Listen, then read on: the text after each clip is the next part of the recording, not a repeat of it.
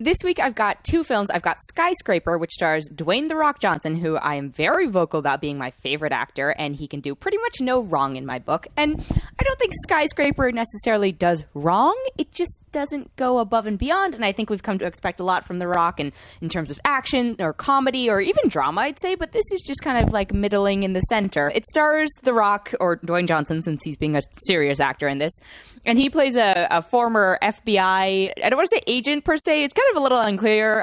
He clearly has a lot of military background, but he's in the FBI and he's in some sort of hostage situation, and unfortunately he loses a leg in the process. Thankfully, he meets a Navy surgeon played by Neve Campbell, who he ends up marrying, and then fast forward, I think 10 years, and he is a security consultant, and he's hired by his buddy, who's unfortunately in the same accident as him, who's played by Pablo Schreiber, who is a good actor, but I just can't not see him as Porn Stash from Netflix's Orange is the New Black. So, sometimes it takes me a little bit to disconnect. So Pablo's character hires Dwayne Johnson's character to complete a security kind of analysis and structural analysis of the largest building in the world being built. It's supposed to be bigger than all the skyscrapers combined, thus the name of the film, Skyscraper. And it's being built in Hong Kong, and look, the motivations behind this film are very thin. Like, the bad guys, I'm like, why are you involved in this? And that doesn't even come until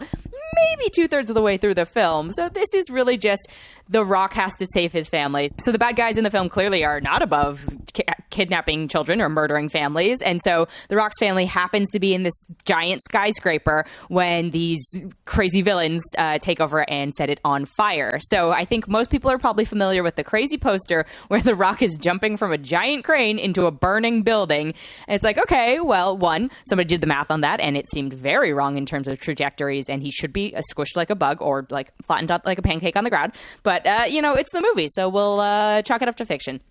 But even like that sequence wasn't as exciting as I wanted it to be. Like, it should have been a great sequence, but the problem with the character, or the problem with the characters Dwayne Johnson sometimes plays, is that they're supposed to be invincible, right? And it's like, okay, great. And there are like one or two moments where you're like, oh, maybe he's in peril. But he's Dwayne Johnson, and he's nothing horrible is ever going to happen to him. Like, if it did, I would want to see that movie, not because I want to see him suffer, just because I'm like, oh, then I don't know the outcome. Like, it's a surprise. So, sorry, kind of spoilers, but if you've seen any of the Rock action movie, you know how it ends. Like, major spoiler for Rampage, but like, that giant gorilla should have died at the end, but because it's a Dwayne Johnson movie, and like, he wants everyone to leave, and he said he wants everyone to leave with kind of like a smile on their face, or at least feeling resolved or not feeling upset. And for the movies that he has that much control over, he gets that. And so, George the Giant Gorilla, who absolutely should have been murdered, did not end up so. So, put two and two together for this. There are a couple things I liked about the film. I like that Neve Campbell's character, isn't a damsel in distress. She has some cool action scenes, actually. There are some action sequences that I thought were very creative and very visceral and physical. And then there were some I was like, this is absurd and pointless and just trying to show off, and the CG is annoying. Yes, there's a lot of CG in it because obviously no building this big exists. Overall, the more I talk about it, the more I'm like, I'm just kind of disappointed by it. Like, if you want to totally disconnect this weekend, if it's going to be like 100 degrees out and you're like, I just need to get to a theater, and I've seen Incredibles 2 4 times and I can't see it again and I don't want to see anything else, this will be fine. You'll have a fine time. It'll deliver exactly what it promises, which is The Rock running around, getting in fights. There's a lot of kind of Mission Impossible Die Hard nods or ripoffs, if you want to call them that, but it's nothing new. It's nothing innovative, even though it has this gimmick involved, but it's not boring. You're not going to have a bad time. You're just not going to leave it being like, this was the greatest action film I've ever seen. So I'm going to give it 2.5 out of 5. Now, the other film I have is called 8th Grade, and that one I absolutely think is worth checking out. It might not necessarily be playing near you, but if it is, you should really go see it. It's by Bo Burnham, who is probably one of YouTube's earlier creator superstar people, and I more than anyone am not a big fan of the kind of YouTube creator culture. Sorry saying it, but I don't know if all of them necessarily have talent outside of this weird ecosystem, but I think with 8th Grade, Bo Burnham proves that, he is very talented. It's the story of a 13-year-old girl called Kayla, who's played by Elsie Fisher, who is a rock star in terms of she was so good in this. And so, she might have just been playing out her real life. I don't know, but she was great. And it's her 8th grade year. And that's pretty much where it goes. And I have to say, there were scenes that I was like, obviously it's, you know, it's written by a man. He's never been a 13-year-old girl, but there are moments where I was like, yeah, this is so true and feels so specific to that pretty, I don't know, a lot of people had a great time in middle school. You know, it felt so real, and the kind of insecurities and struggles and you know, joys of being that young. And I think in some senses it gave me a bit of PTSD, but in that case it's doing a good job. There are a couple moments that I was like, wow, the whole thing feels very timely, right? Because Bo Burnham is from the internet, and I think he perfectly captures the sense of like the world we live in now with Instagrams, and everyone wants to be a YouTube star or an Instagram star, or, you know, everyone wants to be an influencer, and how younger and younger children are kind of not being forced into, but like it's a clear social currency. And before it's like, oh, you want to have lunch with the cool kids.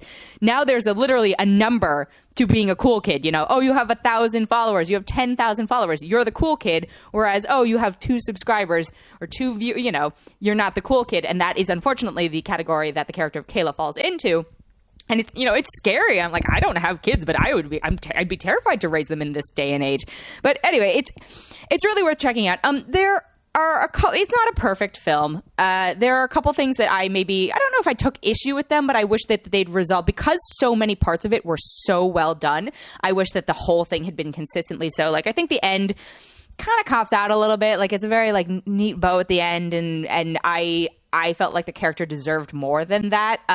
There's one scene in this film that I just thought was absolutely horrifying. And in this age of, you know, again, not to go into specifics, but in this age of Me Too, like, it's a very scary thing. And again, to Bo Burnham's credit, I was like, this perfectly captures kind of the fears of being a woman in an uncomfortable situation, and it's exacerbated by the fact that it's a 13-year-old girl. So I really give this movie credit, and I've been hearing about it since Sundance, and I was like, there's no way it could live up to expectations. And I really do think it's a great movie. It's not only a time capsule of, there are parts of it that are timeless, right? There are parts of it that, like, yeah, you went through middle school, you're going to relate to parts of this movie. There are parts of it that was like, oh, as an adult observer, I don't necessarily as much relate to the Instagram parts of it or the whatever, and that's okay. And I think it's very timely to this, kind of era we're living in now. And that's fine. And that's great. And that's needed. In fact, it feels like it's going to be like a history piece that people look back at and go like, you want a movie that kind of captures the spirit of what kids were like growing up in this time? Watch 8th Grade. So worth checking out. I'm going to give it 4.5 out of 5. I really thought it was well done.